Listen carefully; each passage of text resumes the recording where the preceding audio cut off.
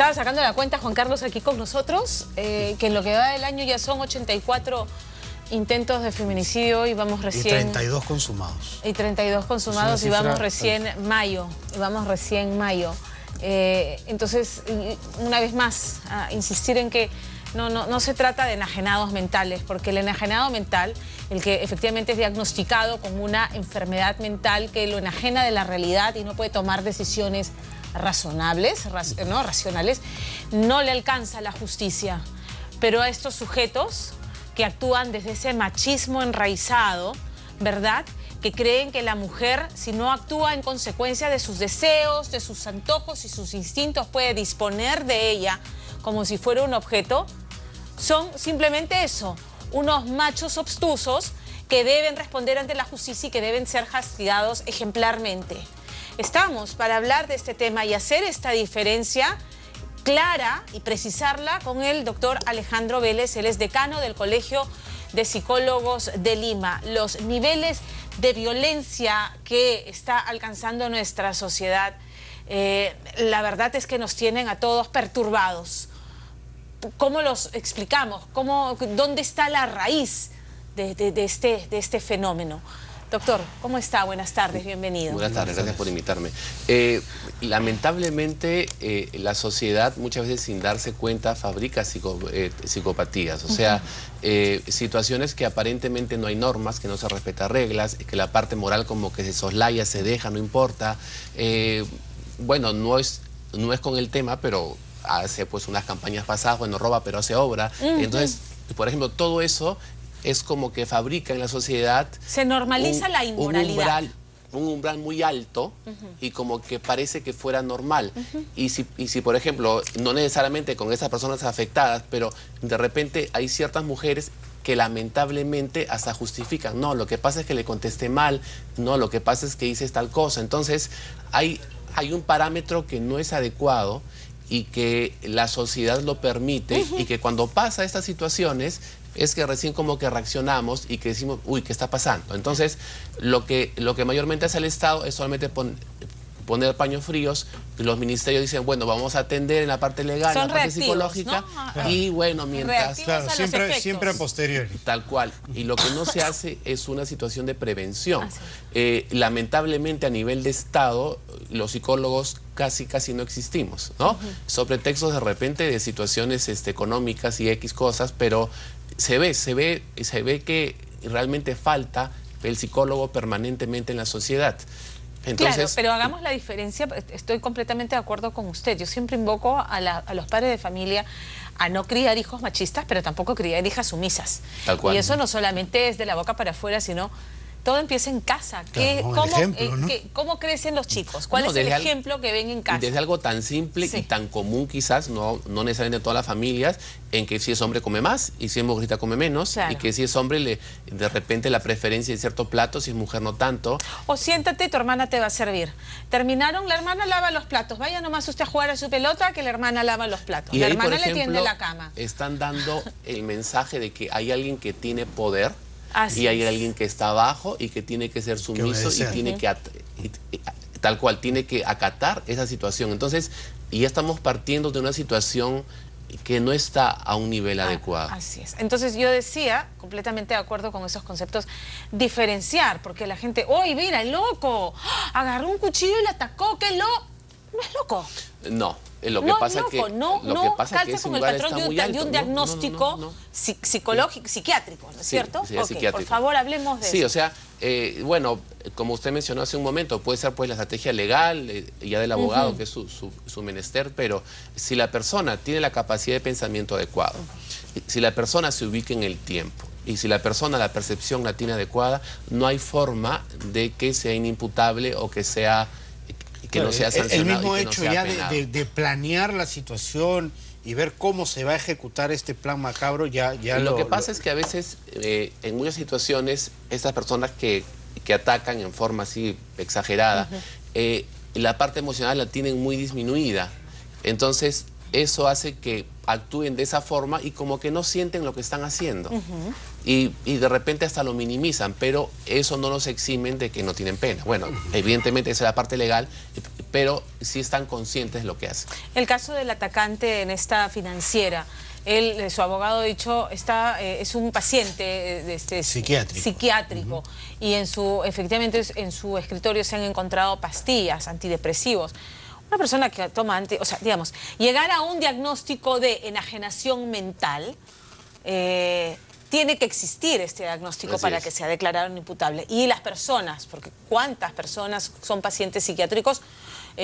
Pacientes depresivos, no son pacientes psiquiátricos, no es lo mismo. Claro, una cosa y otra. Aclaremos eso también, por favor. Sí, ahora, también lo que pasa es que muchas veces cuando una persona va con el psiquiatra, bueno, esa es más parte psiquiátrica, ¿no? Pero cuando una persona va con el psiquiatra, mayormente como todos estamos tan estresados, con esa sociedad que corre más rápido que uno, al final de repente el psiquiatra te va a recetar algo para que puedas estar un poquito más tranquilo, lo cual no implica que realmente sea psiquiátrico tal cual. Entonces hay que distinguir eso, ¿no? Y no hay que estigmatizar además a quien va a un psicólogo o a quien va a un psiquiatra. No, para nada, al contrario. ¿No es cierto? Ahora, tengo entendido que además los ataques de pacientes psiquiátricos verdaderamente ya diagnosticados es muy bajo. No, realmente es muy poco probable que un paciente que tenga estas características realmente pueda atacarte. No hay la probabilidad es muy mínima, muy mínima. No, ahora evidentemente la estrategia legal del abogado es su menester, no es adecuado, pero también está su parte, obvio, entre comillas, profesional. Su derecho de plantear sus argumentos de defensa, pero ahí entran los peritajes que se tienen que hacer para diagnosticar, ¿verdad? Vayamos al tema de la prevención. Efectivamente, yo tengo la sensación de que la salud mental es como la última rueda del coche en los servicios de salud. ¿Por qué? Porque claro, no estás con el brazo roto, no es nada que físicamente te impida continuar con tu vida. Uno carga con el tema psicológico, con estas afectaciones, las carga como una mochila permanente. Justo eso. Que, ¿no es cierto? Eso. Estalla. Desde el colegio estamos tocando puertas, inclusive en el Congreso, para poder hablar de una salud psicológica. Cuando hablamos de salud mental, mayormente hablamos de la parte afectada, la parte que ya está de repente no tan adecuada o de repente muy estresada. Pero si hablamos de salud psicológica, estamos hablando realmente de una prevención. De ese psicólogo que no es necesario que tú estés mal para que de repente haga una charla. De ese psicólogo que de repente puede trabajar en algún colegio, digamos, del Estado, si es que estuviera, y que puede dar una charla a padres sin necesidad que los padres estén enfermos. Entonces, si partimos de una salud psicológica, realmente la prevención se hace en efecto. Aproximadamente la parte afectada psiquiátrica o digamos que está afectada también psicológicamente, realmente no es mucho, es un 10%, un 5%, un 15%. ¿Y qué pasa con el otro 80% que no se toca? Entonces, de nada vale que solamente hablemos de la parte de repente no adecuada, que por X situaciones no está funcionando bien, que sí, que bien que los protejan, pero ¿y qué pasa con todo el otro porcentaje que de repente todos estamos ahí, de ese 80% que no nos hacen caso? Entonces, lamentablemente, MINSA, o sea, el Ministerio de Salud solamente ve enfermedad. Si tú vas de repente con un colega de salud en general, para no mencionar ningún gremio, porque si no me como pleitos. Y si de repente vas tú con algún colega de la salud y te dice, ¿qué te duele? ¿Qué tienes? No, solamente vengo para mi chequeo. Dice, no puede ser. Entonces, como que no estamos programados para ver salud, solamente para ver enfermedad. Y ya desde ahí estamos partiendo de una forma de visión no adecuada. Chequeos preventivos para todo y también para el tema de salud mental.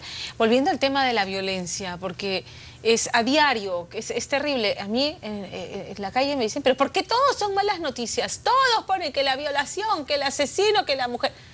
Porque es lo que pasa, es lo que ocurre. O sea, y yo creo que ha dejado de ser como un fenómeno, ¿no es cierto?, hechos aislados, para mostrarse como una situación que se ha instalado, la normalización de la violencia en manifestaciones leves y en manifestaciones gravísimas como el caso de Ivy Ágreda. Bueno, de hecho la violencia la hemos vivido, como digo yo coloquialmente, los que tenemos más de 28 desde el terrorismo. Entonces, al final nos acostumbramos a una bomba, a que no hay luz, igual salíamos. Entonces, resiliencia también hay respecto a eso, ¿no? Y estamos como encapsulados, como que es algo normal que tiene que suceder o como que puede suceder, ¿no?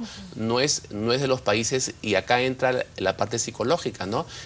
Por ejemplo, la ONU, a través de PNUD, habla del índice de desarrollo humano. Yeah. Y el índice de desarrollo humano son sociedades, pues, por ejemplo, ahorita en el puesto 1 y 2 está Noruega y está Australia, ¿no? Nosotros estamos en puesto 87 en el índice de desarrollo humano. Entonces, ¿qué implica? Que no solamente es la parte de enfermedad, es que no tenemos un acceso a una vida larga y productiva y con felicidad. Eso es el índice de desarrollo humano. Entonces, para estar en un puesto 87, es dramático. Estamos de verdad hasta las caiguas. muy atrás. Se habla de que el número de psicólogos es muy poco respecto a la población. Psiquiatras menos todavía, ¿no es cierto?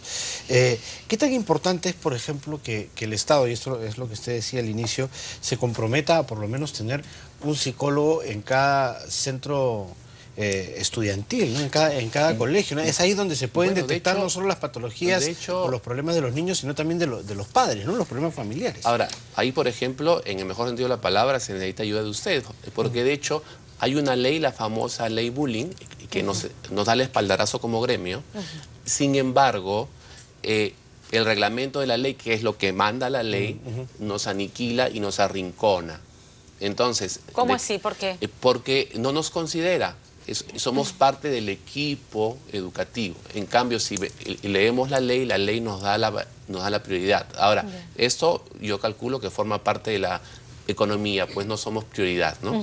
Entonces, se ven hechos como este, se ven hechos como lamentablemente también algunos directores que pueden sobrepasarse con alumnos, algunos profesores también. ¿Por qué? Porque la parte psicológica no se le está dando la prioridad, y para que un país realmente crezca como nación, es importante que la calidad de persona humana se tome en cuenta, si no, solamente vamos a crecer, quizás en el mejor de los casos, a nivel económico, y como algún país, no voy a decir país tampoco, por si acaso de repente que ponen su arco de detector de armas en los colegios, ¿no? Entonces, para crecer así, realmente pues hay que ponernos a pensar, ¿no? Y es ahí donde se detectan, pues, ¿no? Porque tú ves a un niño que tiene problemas y a través de un tratamiento psicológico puedes detectar qué es lo que le está causando ese problema, que puede ser en la familia. Entonces ya jalas desde la escuela a la familia y se empieza a tratar el problema ya como una unidad. Y teniendo en cuenta que los niños y jóvenes o adolescentes están la mayor parte del tiempo en el colegio y de repente un poco nomás en la casa, y es más los papás o pretexto, y bueno, sí entiendo que la sociedad es un poquito fastidiosa en ese ánimo de querer darle de todo al hijo, al final casi nunca está con el hijo. Entonces, suple, claro, solamente su ausencia son el niños tema material. con padres ausentes pero presentes. De acuerdo. Volvamos, retomemos el tema de la violencia contra la mujer y estos patrones que están enraizados en hombres y mujeres. Yo soy muy insistente porque soy una creyente de que aquí el trabajo empieza en casa. Así es. Y luego tiene que tener un soporte consecuente en el colegio. Y no lo hay porque se ha instalado este debate nocivo de la ideología de género, y es triste porque mientras que permanezcan estos patrones que usted ha descrito, esto no va a cambiar. Lamentablemente hay personas que todavía perciben la psicología como bueno o malo, como bien o mal, y la psicología simple y llanamente no es ni bueno ni malo. En todo caso, si hubiera que ponerle un adjetivo, es si es adecuado, conviene y es productivo, o si no lo es. Claro que sí. No, porque, por ejemplo, bueno, puede pues algún padre de familia tener todo el derecho de decir, no quiero que mi hijo tenga cierta información, pero también es como negarlo a la sociedad, ¿no? O sea, no solamente es no quiero acá, o sea, el hijo tiene su celular, va a navegar, el hijo tiene no sé si su televisión por cable, o sea, tampoco es la idea que hagan islas y que los niños no puedan ver lo que la sociedad, se quiera o no, está mostrando.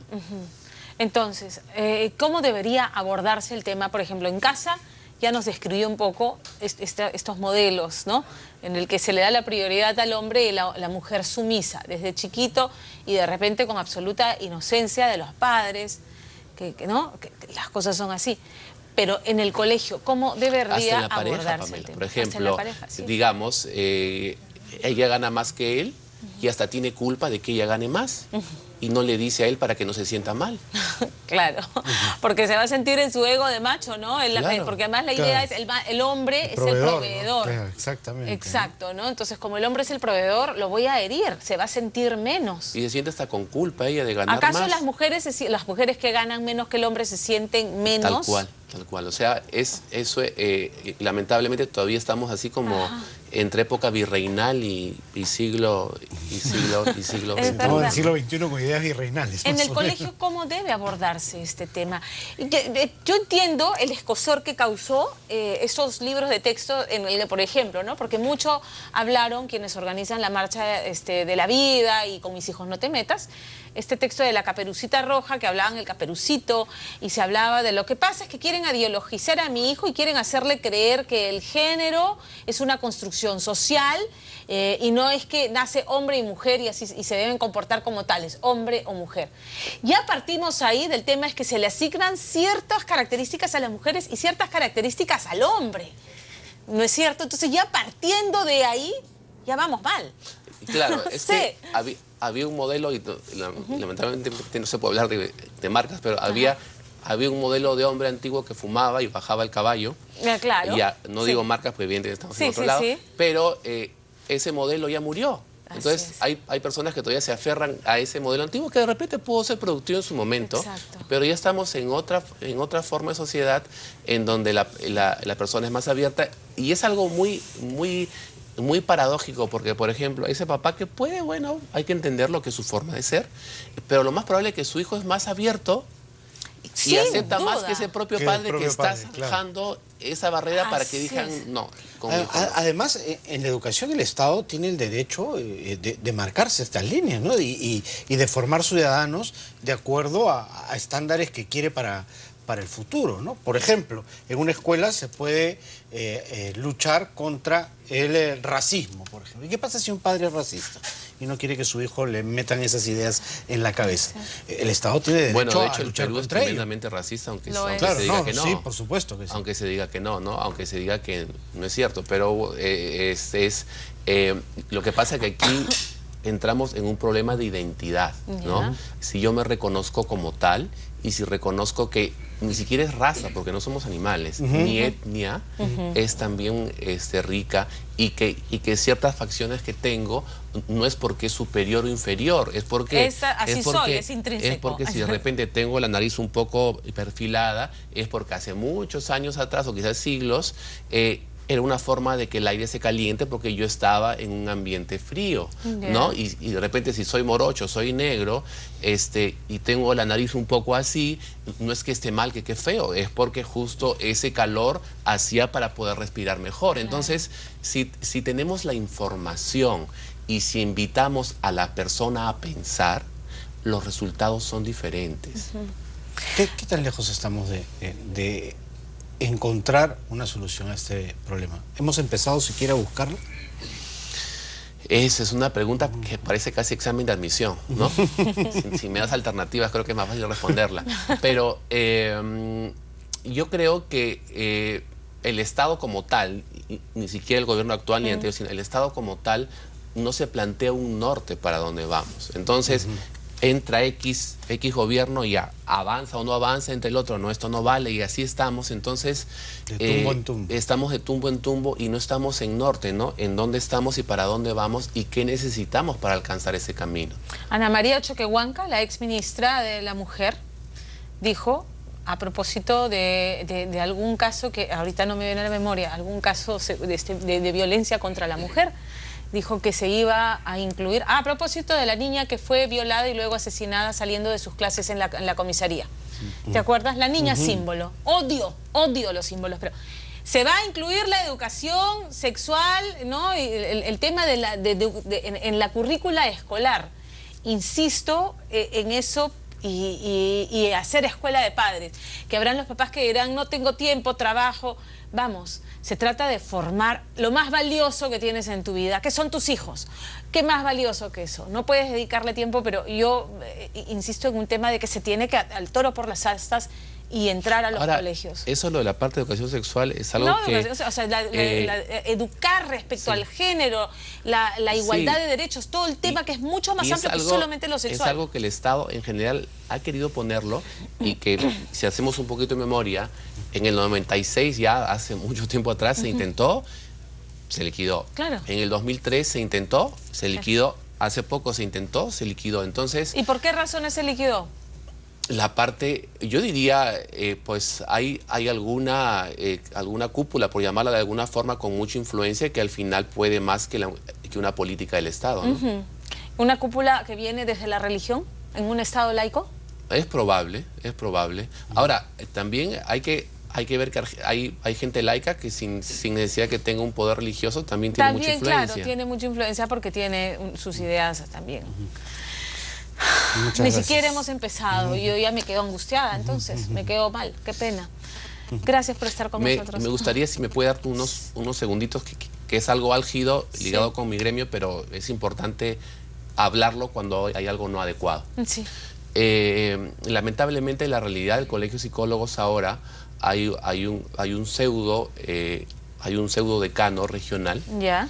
que realmente no tiene valor legal y están inclusive hasta colegiando, y la palabra técnica legal, acá sí se me va un poquito, no es mi área, pero la palabra técnica legal es que están estafando sin tener la legalidad para obrar. Entonces yo hasta les pediría que por favor, si pueden hasta ayudarnos, porque realmente es algo muy fuerte que no viene de ahora, es hace 6 años que se han así como coludido y que realmente es un poco fuerte luchar contra algo que está bien enquistado, ¿no? Vamos a tomarnos el tiempo para investigar el tema con seguridad. Muchas gracias. Muchas gracias por estar con nosotros esta tarde. Gracias. Son las 1:44, las 2:44, ya hemos avanzado en la hora y tenemos que hacer una pausa para cumplir con nuestros auspiciadores.